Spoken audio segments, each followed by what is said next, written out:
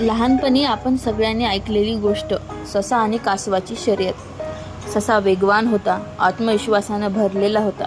कासव मात्र शांत पण सातत्यपूर्ण कष्टाळू.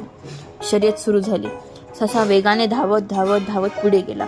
वाटेत त्याला हिरवीगार शेते दिसली, थंड वारा आला, गाजराने भरलेलं शेत दिसलं. तो थांबला, गाजरं खाल्ली, निसर्गाचा आनंद घेतला आणि स्वतःशीच म्हणाला,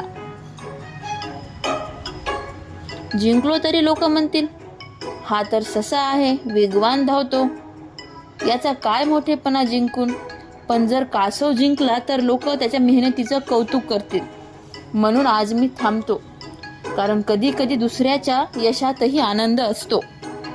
दरम्यान कासव आपला शांत वेग राखून पुढे पुढे पुढे जात राहिला. शेवटी शर्यत संपली आणि कासव जिंकला. लोकांनी टाळ्या वाजवल्या, कासवाच्या मेहनतीची प्रशंसा केली. ससा मात्र हसून बघत होता. त्याला माहिती होतं की त्याने काही हरवलं नाही, उलट स्वतःला समजून घेणं आणि इतरांचं यश मान्य करणं शिकला होता. काही दिवसांनी ससा आणि कासव पुन्हा भेटले. ससा म्हणाला, यावेळेस मी धावणार नाही बरं का, पण तुझ्यासोबत चालत प्रवासाचा आनंद मात्र नक्की घेईल. दोघेही चालले, बोलले, हसले आणि त्या दिवशी दोघांनाही ओळखलं की खरं जिंकणं हे नातं जपण्यामध्ये, समज आणि समाधानामध्ये आहे. कथेचा संदेश: जिंकणं नेहमीच महत्त्वाचं नसतं.